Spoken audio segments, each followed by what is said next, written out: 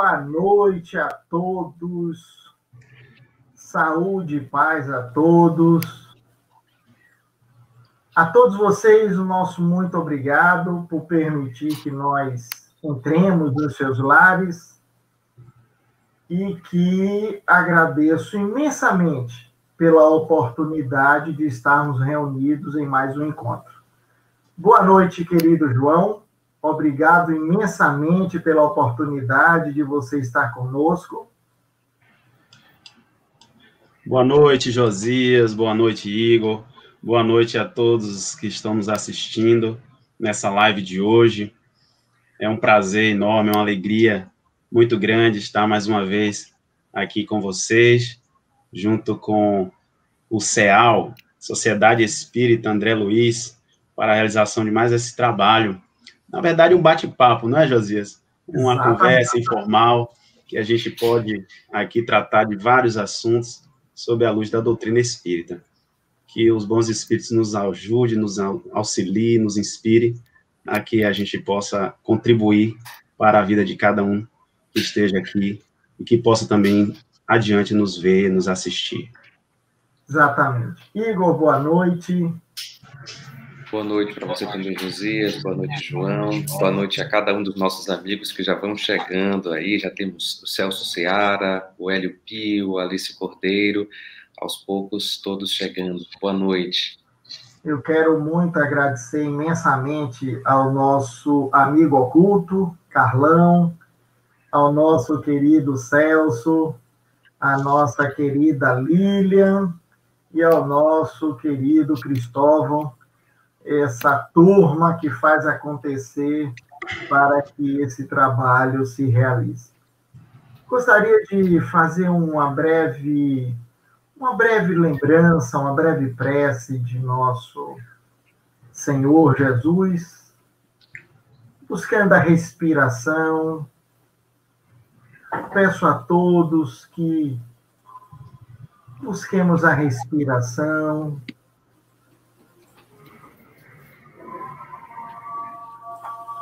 Puxemos o ar.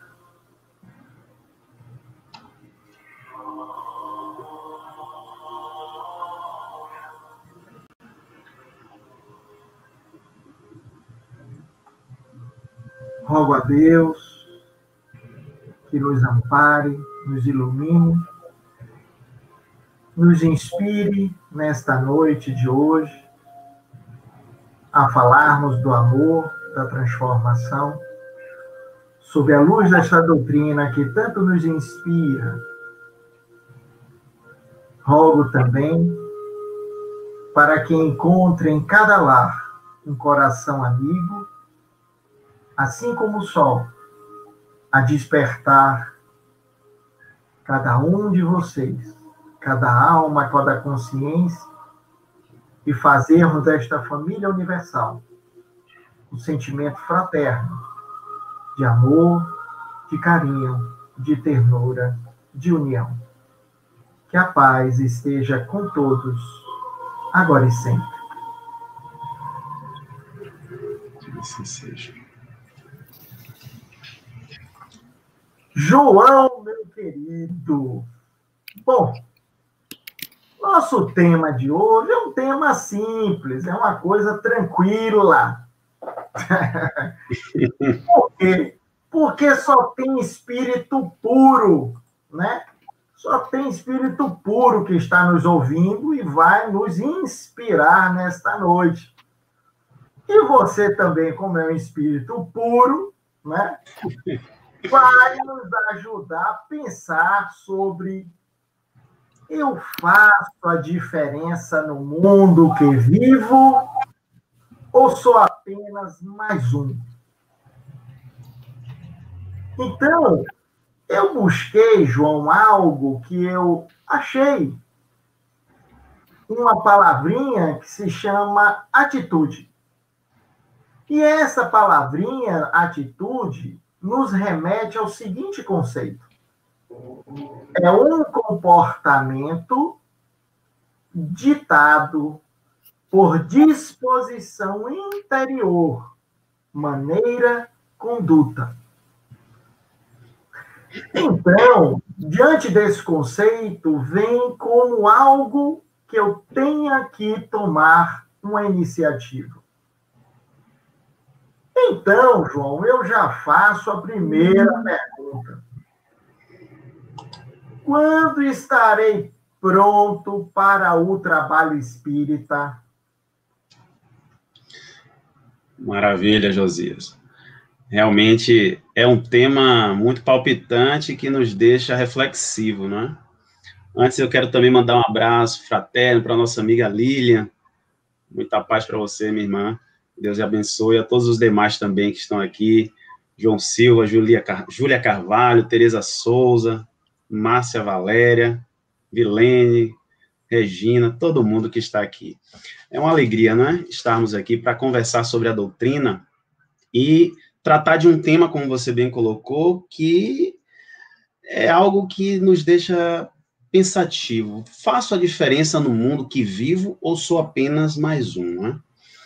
E quando você se referia aos espíritos puros, realmente é um desejo de todos nós, especialmente quando adentramos a doutrina, nos tornarmos esses espíritos puros.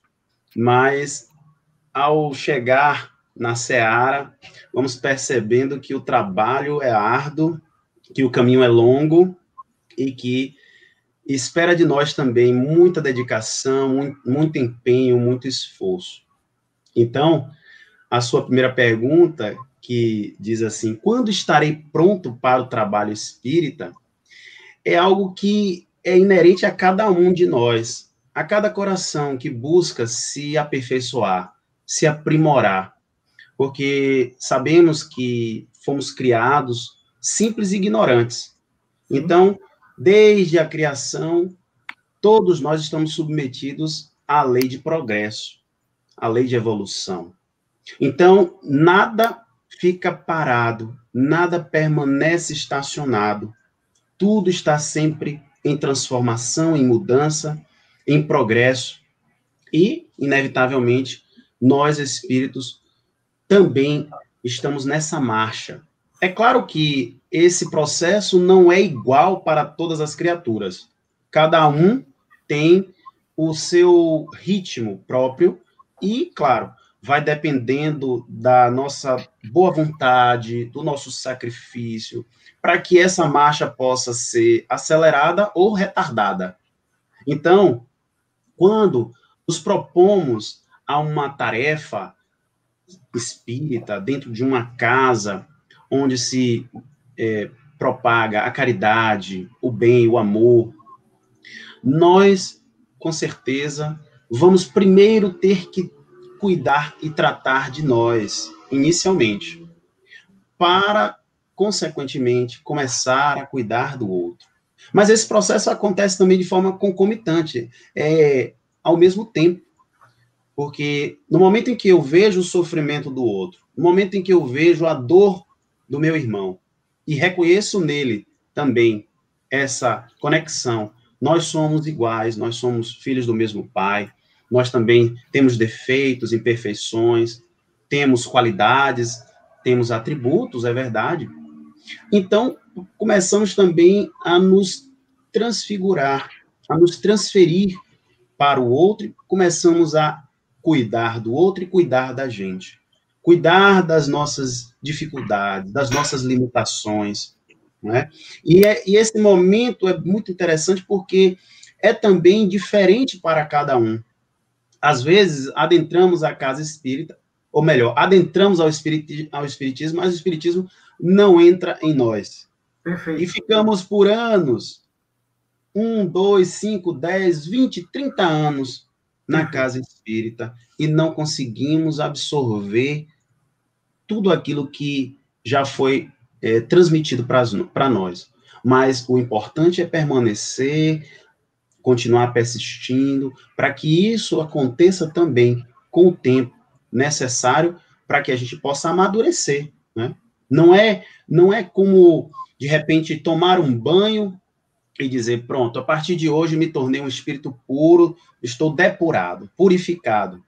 Nada mais é capaz de me atingir, como se estivéssemos isentos, imunes não é? A tudo o que acontece. Não, nós vivemos num mundo, não é? Num mundo de provas e expiações, nós sabemos disso, onde nós, espíritos, estamos aqui para ser também testados, avaliados, para saber se realmente realizamos as conquistas que um dia já afirmamos, porque se a gente acha que realizou, então vamos lá, vamos para o dia a dia, vamos para a convivência, vamos dentro da casa espírita dizer ao outro, bater no ombro, ô meu irmão, que bom que você está aqui, é uma alegria. E quando sai da casa espírita, a gente já trata de outra forma, já não é do mesmo jeito, né?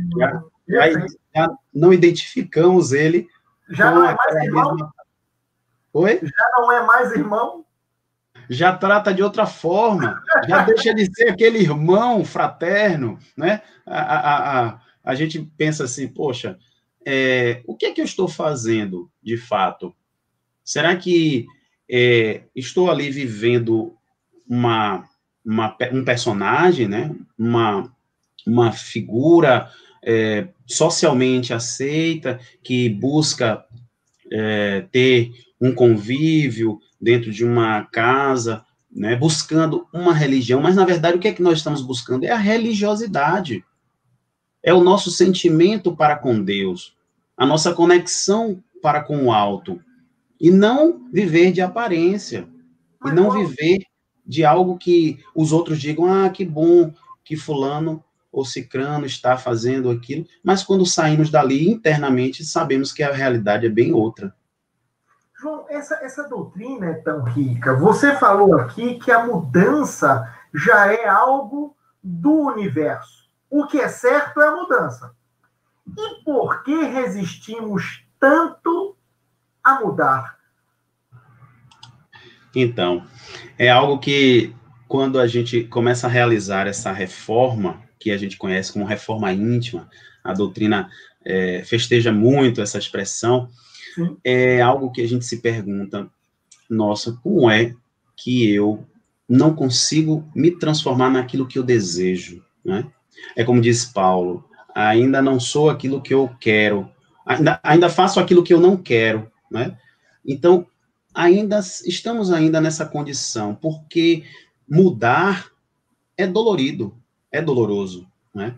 Sair da zona de conforto, sair daquele momento que nós estamos mantendo e alimentando, não é por uma existência, uma encarnação, por alguns anos, não, são diversas e diversas reencarnações. Perfeito.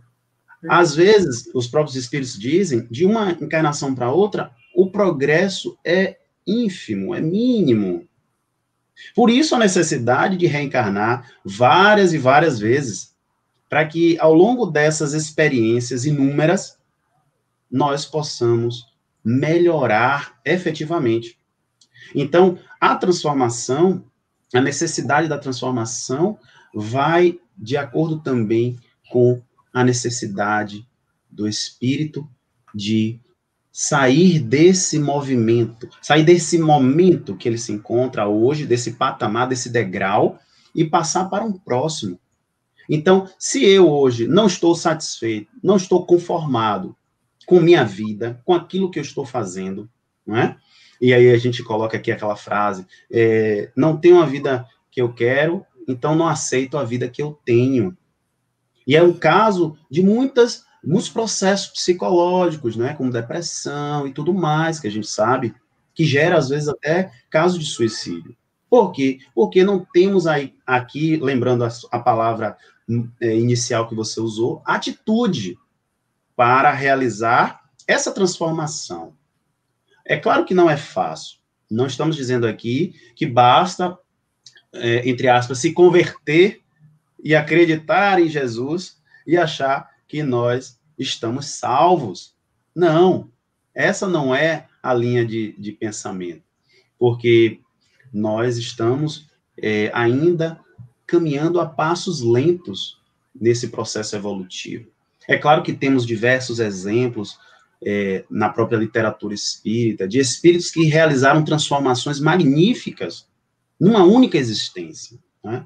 Aparentemente. porque nós não tivemos noção ainda do passado, do que eles tiveram que enfrentar para chegar àquele momento. É a encruzilhada, quando se chega no momento que diz, eu vou pela esquerda ou pela direita, né? E aqui nós colocamos a questão das escolhas, a importância também de realizar escolhas conscientes, né, de tomar decisões diante das situações que se apresentam perante cada um de nós, né?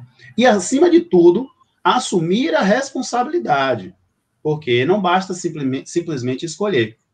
Tem gente que diz, mas eu não quero escolher. Mas até quando a gente diz não quero escolher, nós estamos escolhendo. A escolha é não escolher. Então, vamos ter que também assumir essas responsabilidades. Então, João, quando é que estarei apto a ajudar o meu semelhante em suas necessidades? Sejam elas materiais, sejam elas emocionais, sejam elas espirituais. Quando é que eu saberei que eu estarei apto? Ou eu vou ficar lá, aguardando que os espíritos determinem? É verdade.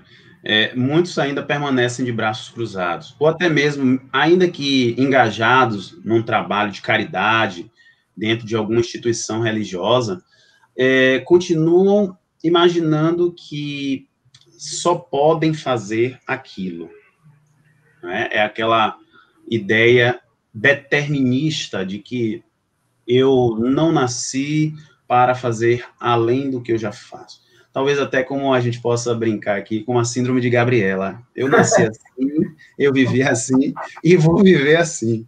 Mas sabemos que não.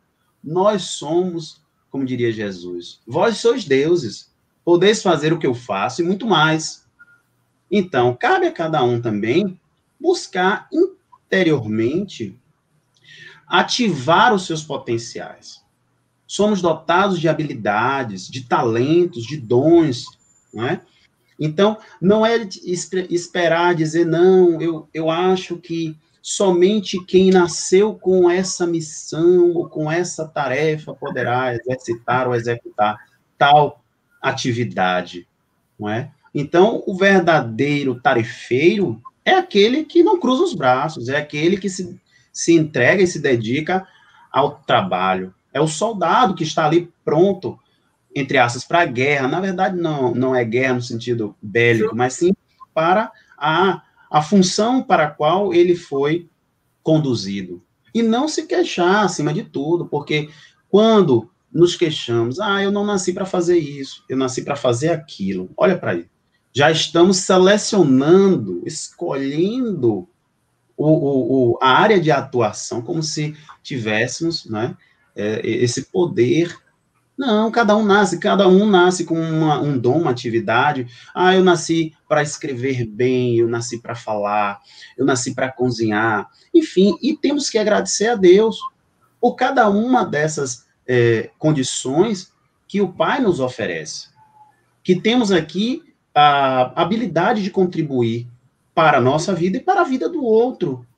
Não basta esperar por aqueles que sejam os líderes, né? Aqueles que sejam capazes de conduzir as coletividades e realizar proezas, não. Dentro da família, nós temos condições, sim, de fazer prodígios, de educar, de orientar, seja um pai, uma mãe, um filho, um irmão, um sobrinho, uma avó. Então, às vezes, negligenciamos essas funções básicas, importantíssimas, querendo realizar algo extraordinário, como se somente assim adquiríssemos, aí aqui a gente vai trazer para a questão atual, moderna, o reconhecimento. Todos queremos nos tornar pessoas reconhecidas, pessoas de sucesso, pessoas que tenham ali nas redes sociais milhões de curtidas. Então, nos preocupamos demais com o que os outros estão pensando, com o que os outros estão falando, quando, em verdade, essa relação é nossa com Deus. É a nossa consciência com a consciência cósmica, universal, divina, que sabe de todas as coisas, que sonda os nossos corações e tem exatamente a consciência e sabe das nossas necessidades.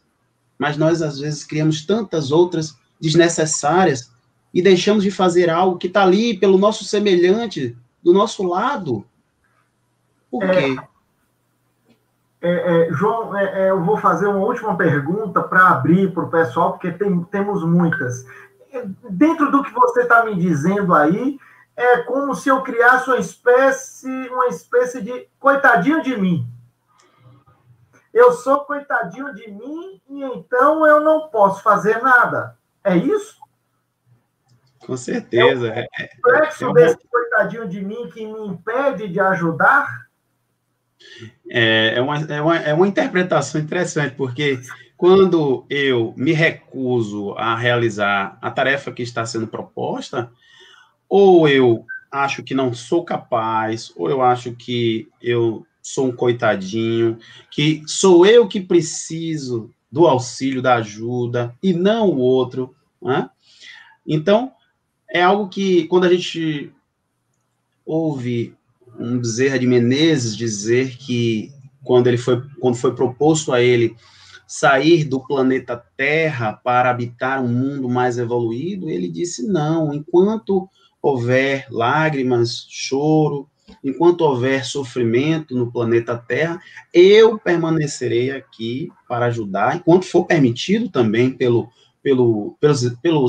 alto, pelos espíritos superiores. Então, nós, às vezes, nos deixamos levar também por essas ideias que não trazem qualquer benefício para a gente.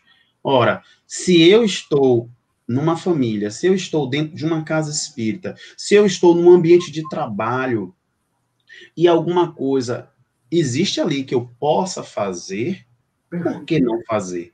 Por que cruzar os braços? Por que achar que não sou capaz? Porque nos lembremos também que basta que a gente se coloque à disposição, basta que a gente se empenhe, que o universo também conspira a nosso favor, que as forças do bem, desde que esse propósito seja digno, honesto, sincero, verdadeiro, vamos também receber a energia suficiente para a realização daquilo que, às vezes, à primeira vista, parece irrealizável, impossível até. Então, esse complexo, em verdade, traz também uma outra reflexão que a gente pode fazer aqui, a pouca fé. A falta de confiança em si e em Deus, acima de tudo. Mas isso acontece nas melhores famílias. Nós sabemos que dentro do próprio movimento espírita, nós temos, às vezes, companheiros que estão ali e não se acham capazes, ou ainda estão inseguros, né? Já passamos por essas situações também, mas quando nos conectamos com o alto, quando estamos ali também envolvidos por esse sentimento de amor, né, de sincera vontade de auxiliar, imediatamente esse medo, essa vitimização desaparece e imediatamente passamos a agir como se não fosse nem a gente mesmo, porque somos tomados por uma força, né? Uma força muito mais poderosa, né? É a atuação de Deus através das suas criaturas, porque somos instrumentos, no final das contas, somos instrumentos de tudo isso, né? Desse bem.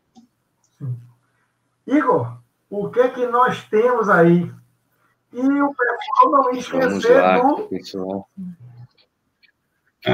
do like, por favor, gente, vamos aí apertando embaixo no likezinho que o José está fazendo aí, que o João já fez, nesse likezinho que é bem bacana. Isso faz com que o nosso conteúdo possa ser divulgado ainda mais para outras pessoas que vão acessando aí a plataforma. E a gente já tem uma participação boa aqui. No começo eu falei sobre a presença do Celso, do seu Hélio, da Alice, mas temos também a Leonor, a Tiana, a Maria Paixão, a Júlia, a Célia Maria, Lilian, que a gente falou bastante dela no início, está aqui também colada com a gente, a Raimunda Pinto, e eu vou aproveitar a pergunta aqui de Dona Célia. Ela faz assim, João, dentro dessa questão que você começou a falar, ela fala, faço a diferença fazendo o melhor ao próximo, respeitando o outro, suas diferenças e atitudes, esse seria o caminho. E aí eu vou só pegar esse gancho dela para complementar, até desmistificar essa ideia de grandiosidade. Você falou que às vezes a gente pensa que seja muito grande, precise começar grande, mas a gente precisa realmente começar menor, perceber que é arando a terra dos nossos corações, plantando essa semente aos poucos do cuidado consigo, do cuidado com o outro, mas sempre em frente, pegando esse gancho de Dona Célia aí. Perfeito, Igor, exatamente. Estamos aqui para caminhar para frente e para o alto. Então, à medida que nós vamos avançando, nós vamos alcançando também novas condições, novas características. Então, lembremos também de uma frase que diz assim, a natureza não dá saltos. Então, por que começar, ou melhor, achar que vai começar de lá de cima, quando ainda nem temos condições de nos manter erguidos para sustentar uma condição ou uma realidade que talvez aspiremos lá no futuro, é verdade, mas essa distância entre a aspiração e a realização é exatamente o caminho da felicidade, o caminho do aperfeiçoamento, do burilamento do espírito. Porque o espírito que realiza, não é, alguma tarefa, ele adquire ali também a capacidade de realizar outras mais difíceis, mais complexas. Mas então, como fazer para chegar lá, não é? Se não passar por todas as etapas anteriores? E aqui, colocando o que Dona Célia perguntou, fazendo melhor ao próximo. Sim, sempre fazendo melhor ao próximo. Já nos ensina Jesus. Amarás o teu próximo como a ti mesmo. Então, essa expressão, esse princípio basilar da doutrina do Cristo, nos ensina exatamente, nos colocar no lugar do outro, fazer ao outro aquilo que eu gostaria que o outro me fizesse, respeitando, como ela bem colocou, as diferenças e atitudes, sim, porque diferenças não são defeitos, são apenas diferenças. Não é porque o outro é baixinho, mais cheinho, tem uma pele de uma cor diferente, ou uma opção sexual, ou um partido político, ou algo que aquilo ali seja diferente das minhas escolhas, que eu vou reagir contra ele, que eu vou criticá-lo, que eu vou ofendê-lo, que eu vou prejudicá-lo. E isso, infelizmente, a humanidade ainda precisa se conscientizar. E vemos isso na prática, né? Mas João, eu vou pegar a ponga do que você acabou de falar. Muitas vezes, não é porque somos espíritas, sejamos bem verdadeiros conosco, né? Por encontrarmos essas diferenças, é que muitas vezes nos separamos, aonde deveríamos nos unir. É da heterogeneidade, da diferença, da multiplicidade que conseguimos quando temos o ideal do Cristo. Seguir um caminho, ou não? Com certeza, Josias. É a partir dessas diferenças que nós vamos construir a universalidade. E a gente percebe que Deus adora as diferenças, a diversidade, né? Então, estamos aqui nesse mundo e somos diferentes uns dos outros. E essas diferenças são importantes. Já imaginou se todo mundo fosse igual? Seria muito chato. Todo mundo cabeludo. Todo mundo cabeludo, todo mundo falando a mesma coisa, pensando do mesmo jeito, né? Então, essas diferenças trazem também o enriquecimento da coletividade, da humanidade, dos espíritos que estão aprendendo uns com os outros. Porque aqui nesse mundo, nós aprendemos e nós ensinamos. Não há ninguém aqui tão inteligente que não possa aprender nada. E não há ninguém aqui tão desprovido dessa inteligência que não seja capaz de ensinar alguém. Maravilha. Então, é um erro nosso julgar o outro por aquilo que é diferente de nós. Esse é o grande problema, esse julgamento. Já disse Jesus, não julgueis a fim de que não sejais julgados. Porque com a mesma medida que julgardes, que medirdes, será medido.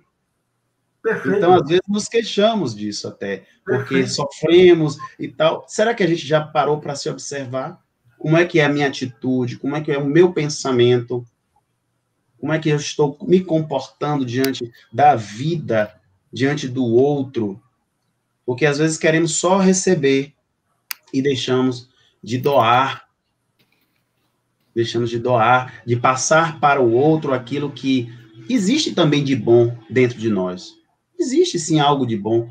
Não há ninguém tão ruim, não há ninguém que seja incapaz de oferecer uma palavra, um momento da sua vida, tem o seu tempo até para auxiliar o próximo, para contribuir, né, nesse aprendizado que é permanente, é constante. Não adianta, estamos aqui precisando e precisamos uns dos outros, da convivência. Às vezes existe o atrito, às vezes não, a maioria das vezes acontece o atrito, mas esse atrito também tem relevância, tem importância, porque na medida que vamos polindo as pontas, né, das pedras, Sim. que vamos fluindo uns pelos outros, como num leito de um rio, as pedras que ficam ali nas margens vão passando, e aquele momento ali, daquele atrito, causa inicialmente um choque, né? uma ruptura, mas depois aquilo vai se amoldando, vai se encaixando, e assim somos nós, enquanto espíritos aqui, nesse aprendizado permanente, porque Deus nos oferece as condições necessárias na atual existência que nós estamos, porque essa é a mais importante, para o nosso crescimento, seja ele moral, intelectual, espiritual. Então, se a gente ainda não tiver atento a isso, é um bom momento de se perceber, de despertar para essas realidades. E assim vamos também, agregando um pouco de cada coisa. Não dá para dizer, eu vou aprender tudo de uma vez. Eu vou realizar aqui a minha transformação moral, a minha reforma, e me tornarei alguém diferente, purificado, como se aquilo dali acontecesse num passe de mágica. Não é assim. Espírito puro. Não é. Tem até, pegando essa questão que o João falou agora, tem até 2 comentários que fizeram aqui. Um segundinho, eu quero mandar um beijo, um grande beijo para a Rafaela e para minha querida irmã, nossa vice-presidente, Eleane, que está conosco sempre, sempre, sempre aqui. Um grande beijo, Lio, para você. E Rafa, apareça, por favor. Um beijão. Pegando esse gancho aí do que você estava falando também agora, João, a Bárbara Oliveira, ela fez um comentário assim: no momento em que me decido a ajudar, estou apto, ou seja, ter boa vontade em exercer a caridade, seja ela da maneira que for, até que coaduna com o que você estava falando, transpondo para a caridade. E a Janete faz uma pergunta que dá para a gente juntar com essa questão. Ela fala assim: como as casas espíritas podem ajudar os trabalhadores para essa conscientização do trabalho? É principalmente a transformação íntima, pegando esse gancho do que eu estava falando sobre o se conhecer e se permitir. Sim, perfeito. Os comentários realmente foram muito pertinentes, Igor. Então, vejamos que no momento em que nos colocamos à disposição, o trabalho aparece, a obra pode ser realizada, porque também temos a escolha de realizar ou não, mas não significa dizer que ela não será realizada, porque em algum momento, se não fizermos, alguém fará. Porque dentro desse universo no qual nós habitamos, existe um comando supremo, existe o comando divino. Então, Deus está em todas as coisas, desde os minerais, passando pelos vegetais, animais, os seres humanos, os espíritos humanos. Então, tudo está sendo orquestrado pelo alto, por essa inteligência suprema, como vai dizer Kardec, entre os seus atributos. Inteligência, causa primeira ou primária, inteligência suprema. Então, estamos aqui sob esse jugo divino, esse jugo do amor. Não vamos esquecer, não é um jugo ditatorial, não é um jugo autoritário, pelo contrário, é o jugo do amor que nos oferece, sim, todas as possibilidades para o nosso crescimento, para o nosso progresso. Então, se não o fizermos, estaremos também o quê? Atrasando os nossos passos e deixando para uma outra oportunidade que Deus sabe lá quando vai surgir, mas vai surgir sim, porque estaremos também no caminho, ou a caminho. Então, aquele que já tem essa capacidade de reconhecer ali as oportunidades e não aproveita, está deixando de amadurecer, de crescer, de se conectar ainda mais com esse amor divino. Então, à medida que a gente vai buscando isso, isso se torna uma coisa mais comum. E dentro da casa espírita, como foi a segunda pergunta, Igor, é sim um ambiente muito favorável para a realização também desses processos. Mas não nos esqueçamos que nós somos seres ainda humanos. Vai nos dizer o padre jesuíta Teilhard de Chardin. Ainda somos espíritos, somos espíritos humanos, né? Numa experiência, somos seres humanos numa experiência espiritual, né? Ou melhor, somos espíritos numa experiência humana, perdão, desculpe. Somos espíritos numa experiência humana, e não o inverso, não somos seres humanos numa experiência espiritual. Então, como realizar essa transformação sem que ainda incorramos em erros, equívocos? Claro que em algum momento isso vai acontecer. E é dentro também desse ambiente religioso, de uma instituição espírita, por exemplo, que nós vamos também encontrar os desafetos, nós vamos ter também as dissensões, as diferenças de opiniões, de ideias, porque isso faz parte também desse processo de aprendizado.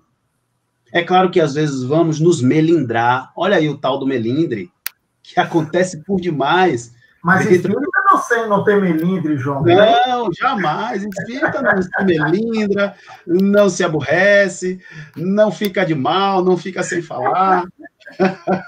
Então, tudo isso a gente sabe que acontece porque ainda estamos na carne. Não alcançamos ainda a condição de espíritos iluminados, purificados, que já viveram todas essas experiências, mas eles já viveram também isso, eles já passaram por isso. Lembremos que Jesus, o Espírito, que hoje é o governador espiritual do nosso orbe, também foi criado simples e ignorante. Mas, claro, há muito mais tempo do que nós. E Deus não para de criar, e todos aqueles espíritos que estão sendo criados continuam caminhando na marcha evolutiva. E assim como Jesus já alcançou essa condição crística, existem inúmeros outros espíritos também na mesma condição e até superiores a ele, que governam não só planetas, mas galáxias e por aí vai. Porque nós não estamos sozinhos no universo. Nós sabemos disso. E a evolução, ela é permanente. Ô, João, então, dentro desse arcabouço que você veio desenvolvendo, talvez seja um olhar apenas para a inferioridade que nós temos, para o que é algo de ruim, e eu digo assim, qual é a medida para enxergar o meu valor? Qual é esse momento, qual é essa condição que eu consigo olhar para mim e dizer, puxa, eu posso ser útil, eu posso contribuir? Perfeito, Josias. Você me fez lembrar agora de uma obra escrita pelo neuropsiquiatra austríaco Viktor Frankl, chamado Em Busca de um Sentido. E fala da história de um psicólogo a história dele mesmo, num campo de concentração. Lá na época da Segunda Guerra, ele foi retirado da sua família, ele era um professor universitário, tinha uma vida tranquila, muito boa, com sua família, e foi colocado num campo de concentração. E lá naquele momento, a primeira situação que ele foi envolvido foi no processo de desidentificação. Ele passou a ser tratado como mais um número. Eles eram raspavam a cabeça, né, dos judeus, colocavam um número e, a partir dali, ele era tratado como se fosse um qualquer. E ali, ele, assim como os demais, se sentiam inferiores, né, fazendo um link com a sua pergunta, se sentiam diminuídos, sem qualquer significado, sem qualquer sentido.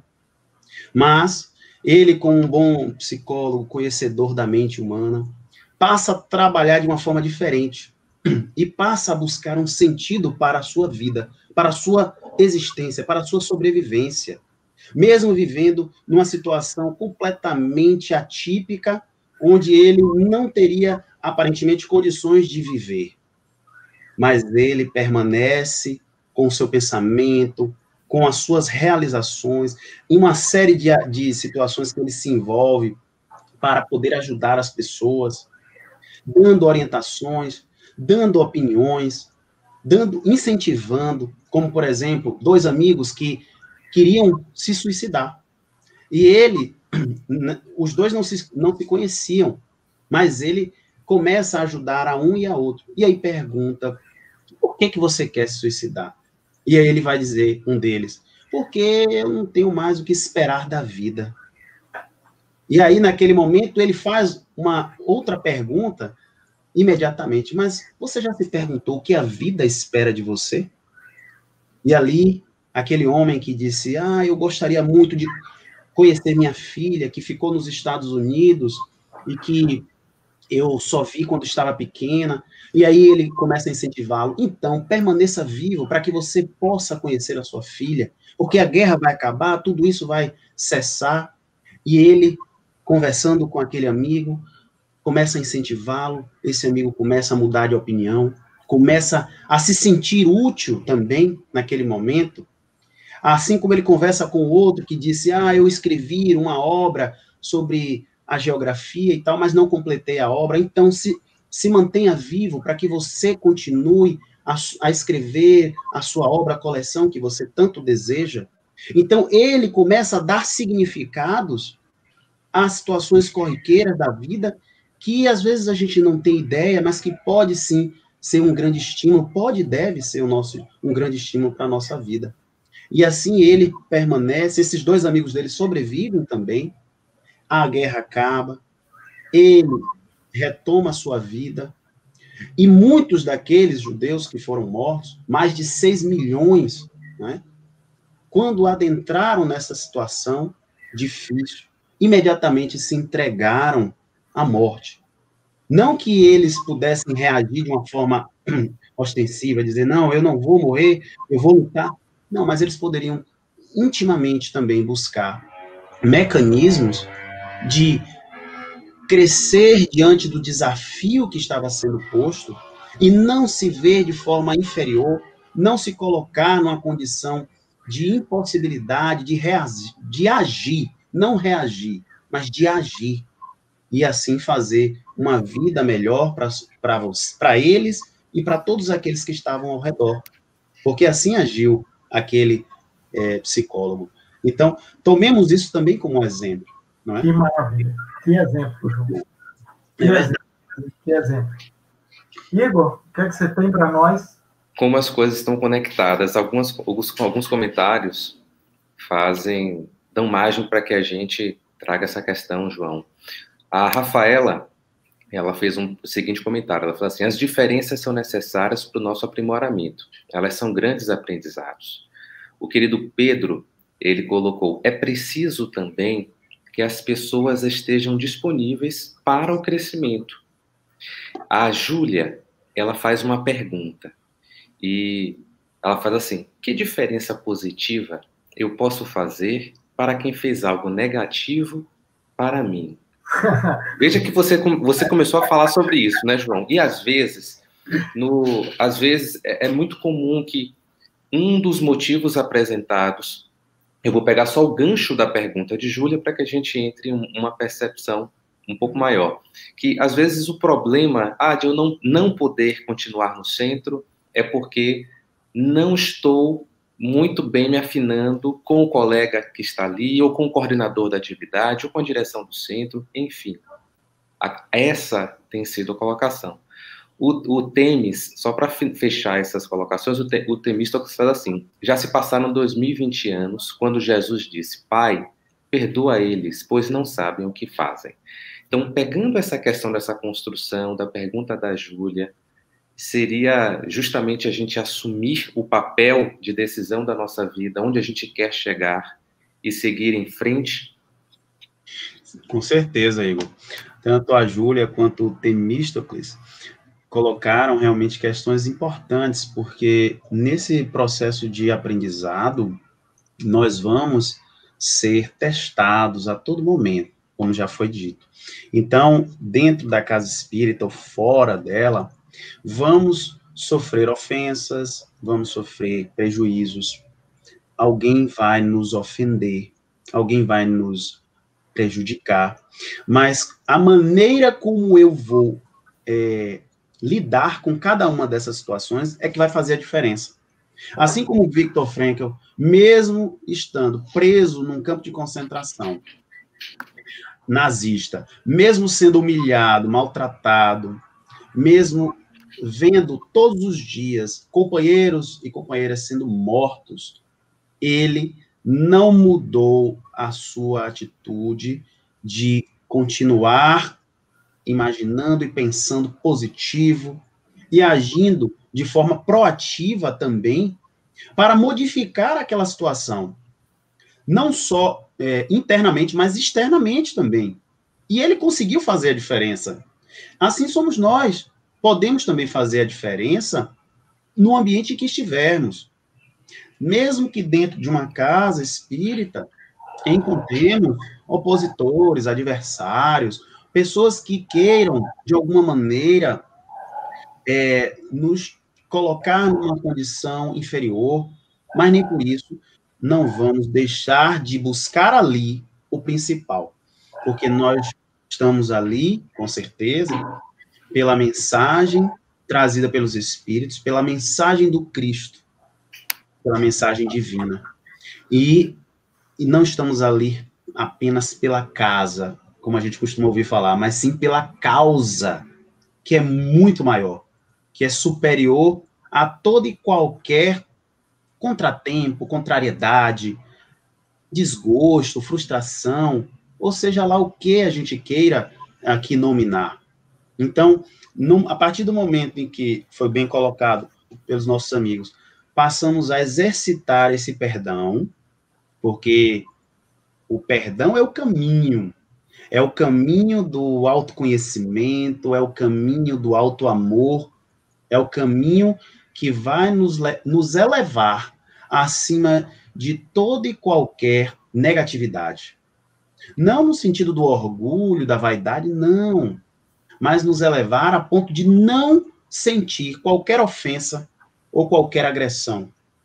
Essa é a nossa grande tarefa, esse é o nosso maior desafio, especialmente aqueles que se propõem a fazer essa busca, né, a abraçar essa religião, a buscar esse conhecimento espiritual, né, independente aqui de religião, quando nós também estamos colocando, porque a religião tem essa proposta, as religiões de modo geral, né, como vai dizer Emmanuel, existem religião e religiões, né. Então, as religiões humanas criadas pelos homens, mas a religião no sentido do religare, né, de nos reconectar ao Pai. Então, a partir do momento que estamos despertos para isso, conscientes, esse caminho se torna muito mais palatável, muito mais, não diria fácil, porque não existe essa facilidade, como às vezes a gente possa imaginar, né, mas se torna mais tranquilo. Não é? porque a gente vai estar dando cada passo de forma firme e segura, né? Sabendo que a meta, né, que o sentido, que o objetivo, o significado é muito mais amplo e será alcançado conforme a minha determinação, o meu esforço, a minha vontade, né? Não importa o que aconteça. A doutrina dos espíritos matou a morte. Será que nós, trabalhadores, espectadores desta doutrina, não estaria também na hora de matar essa morte e perceber que a vida efetivamente continua? E assim, se introjectarmos essa perspectiva de continuidade, perceberíamos que determinados valores negativos cultivados não valem a pena. Seria essa percepção? Sim, com certeza, Josias. Quando lembramos que somos espíritos imortais, tudo mais que estamos vivendo aqui na carne, no mundo físico, deixa de ter importância, deixa de ter valor. É claro que essas relações que estabelecemos aqui uns com os outros é o que é a grande essência, é o que vai permanecer. É o que nós vamos levar daqui como bagagem para esse mundo espiritual, para esse mundo imaterial.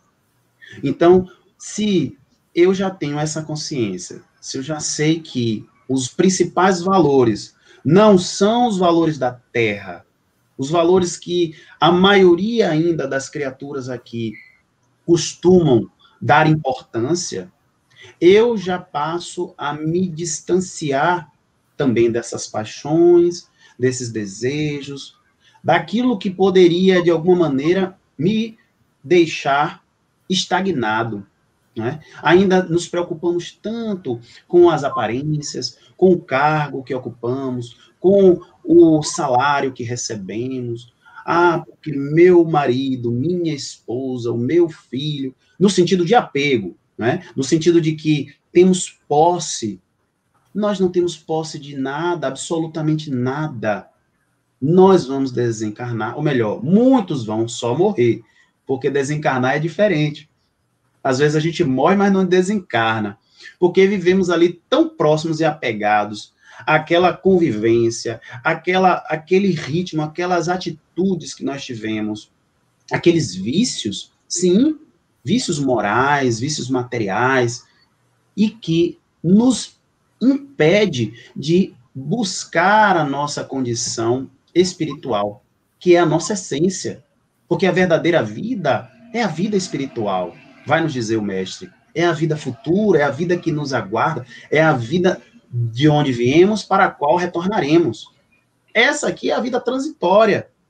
Essa aqui é a vida que vai passar, temporária. Então, quando nos apegamos excessivamente, quando valorizamos por demais as circunstâncias, as coisas ou as pessoas, nós deixamos para trás essa condição espiritual, que é muito mais relevante, importante, porque quando deixarmos o corpo, aí sim nós vamos ser colocados, confrontados conosco, com a nossa própria consciência. E aí vai ser difícil, não dá mais para esconder quem a gente era, quem a gente é de verdade, aquilo que a gente fez, aquilo que a gente continua fazendo. Por quê? Porque ali a consciência vai pesar, ali vamos entrar ou no processo de arrependimento, do remorso, para retomar novamente toda a estrutura que nós tivemos e deixamos para trás na reencarnação, desperdiçada, porque não fizemos aquilo que era necessário. Não conseguimos dar o sentido e o significado à existência, a essa vida oferecida por Deus para a nossa melhoria, para o nosso progresso. E aí as coisas se complicam, retomamos novamente o corpo para tentar se redimir, para tentar se recuperar, né? E assim vamos, nesse ciclo, tentando em algum momento romper, porque às vezes caminhamos e estamos rodando em círculos. Às vezes nos movimentamos tanto na vida física, mas a verdadeira transformação, o verdadeiro mergulho interior que deveríamos fazer, não fizemos. Deixamos de fazer a diferença primeiro para conosco, porque esse é o primeiro personagem que precisa ser realmente feito essa ressignificação, né? E a partir dali, vamos enxergar o mundo e as pessoas de outra forma, com certeza, mais aptos a contribuir e a ajudar. Sim. Essa é a nossa grande tarefa também. É realmente assustador, porque, meu Deus, a gente podia ficar aqui a noite toda, né? Mas é inexorável o nosso relógio. Igor, o que a gente tem de consideração final para João nos arrematar? A gente tem aqui alguns comentários interessantes que foram trazidos aqui pela Maria Miranda, que colocou assim: muita paz, o ouvir e acolher com amor é um caminho que ganhamos mais do que damos. O Manuel Cláudio faz assim: o pouco se torna muito quando é feito com amor. E o Pedro Embiruçu traz outra aqui que ele fala que haja amor, compaixão e paz entre todos os seres do universo. Seria o amor um elo necessário para regar nossos corações, nossas vidas nessa busca também? Eu diria, complementaria de Pedro, então, seria ele a mola propulsora para tirarmos ou fazermos essa diferença? Fantástico. Realmente é a palavra, é o sentimento que nos envolve a todos, é o amor. E a partir desse entendimento do seu significado, mas principalmente da sua prática, porque muitos de nós, às vezes, teorizamos demais esses sentimentos e deixamos de colocá-los em nossa vida prática, em trazer para perto de nós, para aqueles que nós amamos, mas que às vezes temos dificuldade até de dizer a cada um deles o quanto nós desejamos estar ao seu lado, o quanto nós nos sentimos bem com a sua presença. Isso é importante, né? Dizer àquelas pessoas que convivem conosco, que estão ali no caminho também, porque nós nos reencontramos não é por acaso, uns com os outros. Não estamos aqui agora, nesse momento, falando desse tema, conversando, trocando essas experiências por acaso. Existe um porquê, existe um para quê. E a partir desse momento, quando a gente compreende que é o amor, o grande significado da vida, o grande significado de fazer a diferença, o grande significado também da caridade, nós percebemos que está ao alcance de todos nós. Não precisa pagar por isso, não precisa esperar para que um dia alguém nos traga num baú, não é, muito belo, numa embalagem de presente. Não. Está em cada um de nós, porque nós somos centelha divina. Nós temos aqui esse germe, essa semente do amor, porque Deus é amor. Ele criou todo o universo, criou todas as criaturas, criou cada um de nós para que esse amor prevaleça, permaneça. E nós, cabe a nós, se utilizando também da liberdade que ele nos ofereceu, o tão famoso livre-arbítrio, fazer com que esse amor seja construído aos poucos em nossos corações, né? À medida que nós vamos edificando essa obra divina, como vai nos dizer Jesus, porque a felicidade, a paz, o equilíbrio, a harmonia, aquilo tudo que nós desejamos que exista no mundo, primeiro começa em nós. Primeiro começa dentro dos nossos corações. E se nós desejamos, como já ouvimos falar, um mundo regenerado, nesse processo de transição que estamos vivendo, se não fizermos a nossa parte, se não nos doarmos, se não fizermos a diferença, primeiro para conosco, depois para com o outro, nada disso vai acontecer dentro da gente. Porque a regeneração, na verdade, é nossa. A regeneração é de cada um, de cada espírito que aqui se encontra.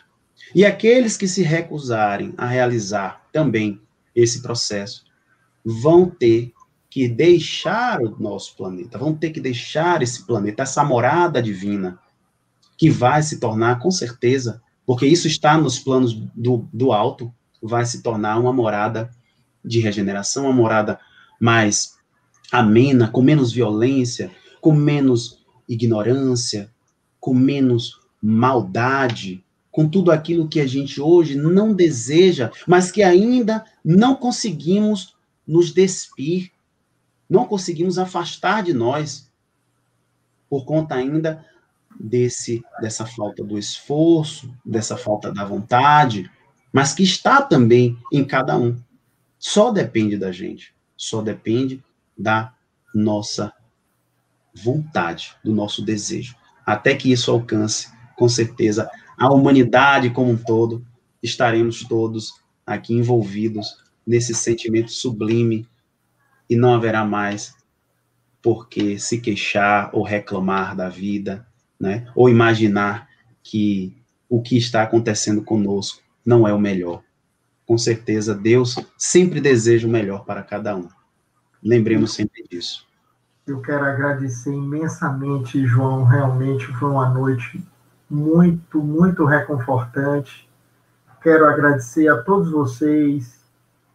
Quero agradecer a todos vocês que estão nos assistindo. Que o sentimento de fraternidade em suas famílias possa existir. Não descuidem disso. Não descuidem um só minuto do amor, da fraternidade, desse laço que os une. E eu tinha visto algo que muito significativo para a família. No Livro dos Espíritos, a pergunta 775 diz assim: qual seria para a sociedade o resultado do relaxamento dos laços de família? E a resposta: uma recrudescência do egoísmo. Nesse momento de recolhimento, se amem, estão mais juntos, e que estas palavras que aqui foram proferidas pelo nosso querido João possa ecoar não só na mente de vocês para raciocinar, mas que penetre em cada célula da sua alma e assim fique eternizada, balsamizando todas as problemáticas em suas vidas. Lembrando o final do nosso trabalho, gostaria, Carlos, da nossa parábola dos talentos para relembrar. Deus ilumine a todos vocês. Muito obrigado.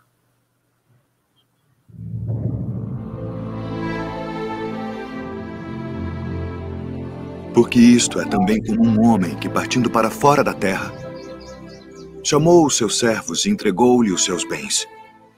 E a um deu 5 talentos, e a outro 2, e a outro 1, a cada um segundo a sua capacidade. E ausentou-se logo para longe. E tendo ele partido, o que recebera 5 talentos, negociou com eles, e granjeou outros 5 talentos. Da mesma sorte, o que recebera 2, granjeou também outros 2. Mas o que recebera 1, foi e cavou na terra, e escondeu o dinheiro do seu senhor. E muito tempo depois, veio o senhor daqueles servos e fez contas com eles. Então aproximou-se o que recebera 5 talentos e trouxe-lhe outros 5 talentos, dizendo: Senhor, entregaste-me 5 talentos. Eis aqui outros 5 talentos que granjeei com eles. E o seu senhor lhe disse: Bem está, servo bom e fiel. Sobre o pouco foste fiel, sobre muito te colocarei. Entra no gozo do teu senhor. E chegando também o que tinha recebido 2 talentos, disse: Senhor, entregaste-me 2 talentos, eis que com eles granjeei outros 2 talentos. Disse-lhe o seu senhor: Bem está, bom e fiel servo. Sobre o pouco foste fiel, sobre muito te colocarei. Entra no gozo do teu senhor. Mas chegando também o que recebera 1 talento, disse: Senhor, eu conhecia-te que és um homem duro, que ceifas onde não semeaste e ajuntas onde não espalhaste. E atemorizado, escondi na terra o teu talento. Aqui tens o que é teu. Respondendo, porém, o seu senhor disse-lhe: Mau e negligente servo, sabias que ceifo onde não semeei e ajunto onde não espalhei? Devias então ter dado o meu dinheiro aos banqueiros e, quando eu viesse, receberia o meu com os juros. Tirai-lhe, pois, o talento e dai-o ao que tem os 10 talentos, porque a qualquer que tiver será dado. E terá em abundância, mas ao que não tiver, até o que tem ser-lhe-á tirado. Lançai, pois, o servo inútil nas trevas exteriores. Ali haverá pranto e ranger de dentes. Que multipliquem os seus talentos em suas famílias, através do amor, do carinho, da compreensão, da fraternidade. Deus abençoe vocês. E muito, muito obrigado por nos permitir estar com todos. Saúde e paz.